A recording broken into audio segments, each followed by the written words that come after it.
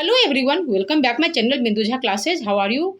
आप लोगों को पता है ये क्लास मेरे स्लम एरिया के बच्चों का है। Please Modi ji slum area के बच्चों की अच्छी एजुकेशन के लिए कोई ठोस कदम उठाएं। मैं अपने हर क्लास में ये बातें बोलती हूँ, आप लोग मेरी आवाज़ मोदी जी तक पहुँचाइए।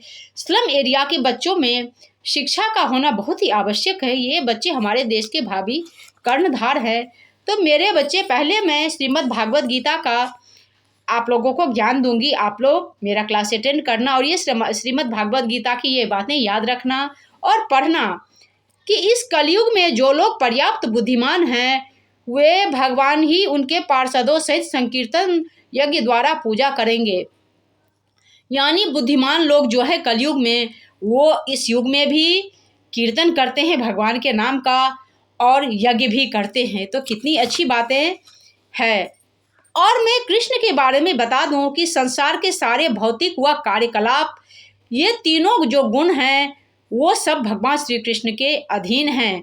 ठीक है, तो अब गीता ज्ञान के बाद में आप लोगों को जीके का मैं अभी क्लास दूंगी।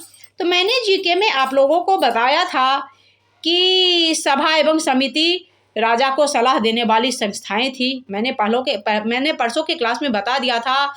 और स्त्रियां सभा में भी, समिति में भी बढ़ चढ़ करके भाग लेती थी। आर्यों के समय की ये बात है, उस टाइम की मैं बातें कर रही हूँ। और पुत्री को दुहिता कहा जाता था और गाय को अघन्या कहा जाता था, ये भी मैंने बताया था। अब मैं आज बताऊंगी कि ऋग्वैदिक समाज को व्यवसाय के आधार पर 4 वर्णों में बांटा गया था मेरे बच्चे। अब 4 वर्ग कौन सा था? ऋग्वैदिक समाज को 4 वर्गों में बांटा गया था। तो पहला था ब्राह्मण, दूसरा क्षत्रिय, तीसरा वैश्य और चौथा शूद्र। 4 भागों में ऋग्वैदिक समाज को बांटा गया था।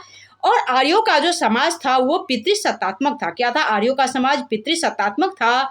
समाज की सबसे छोटी इकाई परिवार या कुल थी। समाज का सबसे जो छोटा इकाई था वो परिवार था, कुल था। अभी भी वही चल रहा है। समाज का छोटा इकाई परिवार होता है, कुल होता है। और परिवार के प्रधान को मुखिया कहते थे उस समय भी, इस समय भी परिवार का प्रधान मुखिया होता है। और परिवार के प्रधान जो मुखिया होता था उसको कुलप या गृहपति भी कहते थे। क्या कहते थे? कुलप या गृहपति भी। और ऋग्वैदिक काल में, आर्यों के काल में, स्त्रियां बढ़ चढ़ करके जो है अपने पति के साथ यज्ञ कार्यों में भाग लेती थी। स्त्रियां बढ़ चढ़ करके अपने पति के साथ यज्ञ कार्यों में भाग लेती थी। और उस टाइम में, आर्य के समय में, ऋग्वैदिक काल में बाल विवाह और पर्दा प्रथा का प्रचलन नहीं था। उस टाइम में बाल विवाह का प्रचलन नहीं था।